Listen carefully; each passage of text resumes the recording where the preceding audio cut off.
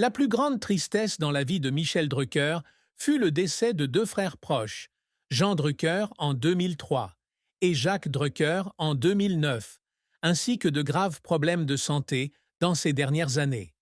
Jean, le frère aîné, est une figure marquante du monde de la télévision, ayant été directeur général d'Antenne 2 et de M6, et c'est lui qui a inspiré Michel à poursuivre une carrière dans les médias.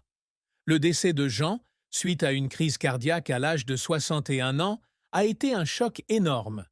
Michel a raconté un jour que lorsqu'il a reçu la nouvelle, il était en studio en train de se préparer pour une séance d'enregistrement, et il a dû s'asseoir, laissant ses larmes couler en silence à cause de la perte de son frère qu'il admirait en tant que professeur.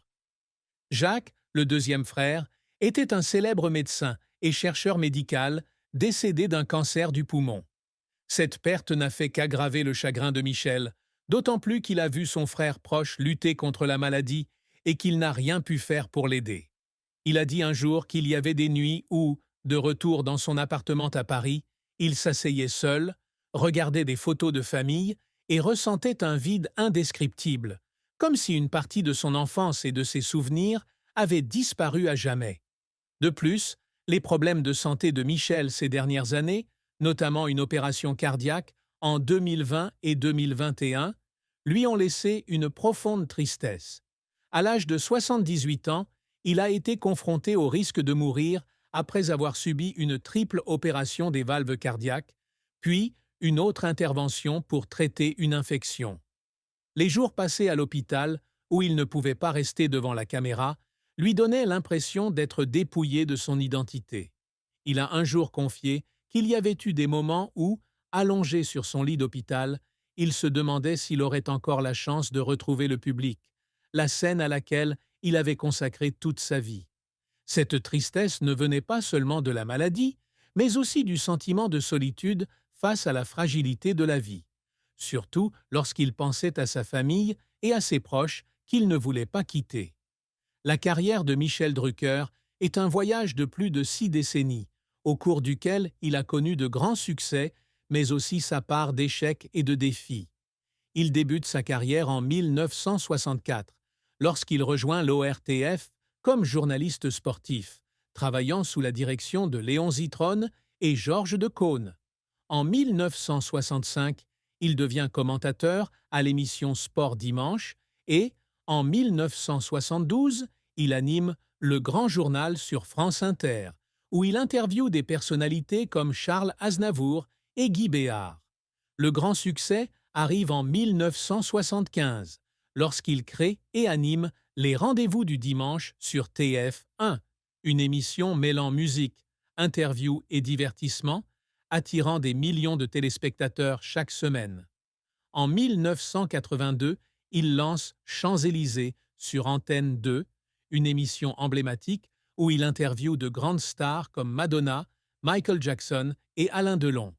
Le spectacle, avec le style chaleureux et sincère de Michel, est devenu partie intégrante de la culture populaire française, diffusée jusqu'en 1990 et revenant en 2010. En 1998, Michel lance Vivement dimanche sur France 2, une émission du dimanche après-midi où il invite des personnalités et célèbre la culture française. Cette émission, avec Vivement dimanche prochain, est devenue l'une des émissions les plus durables de la télévision française, avec plus de 20 ans d'antenne. Il a également animé Télématin et Studio Gabriel et produit des émissions spéciales telles que Le Grand Show et les 40 ans de la 2. Sa carrière a été couronnée de nombreux prix, dont le 7 d'or du meilleur présentateur et le titre de chevalier de la Légion d'honneur en 2008. Il a également publié plusieurs livres, tels que Mais qu'est-ce qu'on va faire de toi 2007 et Rappelle-moi 2021, relatant son parcours personnel et professionnel. Cependant, la carrière de Michel n'a pas toujours été de tout repos. Un échec majeur fut celui de l'émission Stars 90 sur TF1, qu'il animait de 1990 à 1994, qui ne rencontra pas le succès escompté en raison d'une concurrence acharnée avec d'autres émissions comme Sacrée soirée de Jean-Pierre Foucault. Michel a un jour partagé que l'annulation de l'émission lui avait donné le sentiment d'être rejeté, et il y avait des nuits où il était assis seul dans son bureau, se demandant s'il avait encore une place dans l'industrie de la télévision. Un autre défi a été lorsqu'il a dû faire une pause devant l'écran en 2020 et 2021 en raison de problèmes de santé. Ne pas avoir pu animer Vivement dimanche pendant des mois lui a donné le sentiment d'avoir perdu une partie de lui-même. Il a dit un jour qu'il y avait des moments où, lorsqu'il regardait ses anciens spectacles, il fondait en larmes parce que la sensation de se tenir devant un public lui manquait. Une sensation qu'il avait vécue toute sa vie pour chérir. Les efforts de Michel pour maintenir sa carrière ont été un voyage plein de larmes. Au cours des premières années, il travaillait souvent tard dans la nuit, préparant des scripts et faisant des recherches sur les invités pour s'assurer que chaque interview était parfaite. Il y avait des moments où une émission était critiquée pour son manque de créativité. Il s'asseyait seul dans le studio, relisant les commentaires négatifs et ressentant la pression. Face à la maladie, il a quand même essayé de revenir à l'écran, même si chaque enregistrement était un moment où il luttait contre la douleur et la fatigue.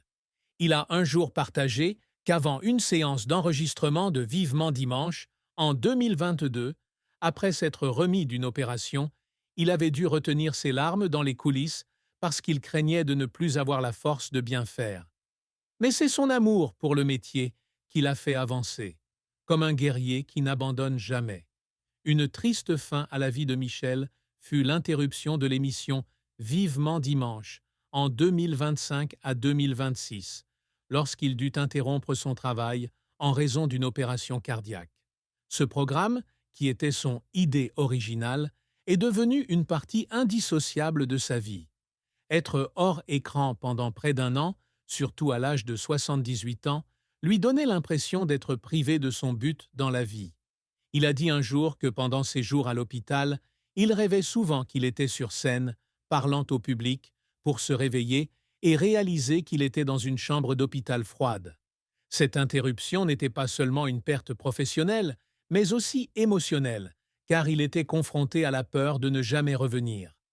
Même s'il est revenu à l'animation en 2022, le souvenir de ces jours reste une cicatrice dans son cœur, un rappel de la fragilité de la vie.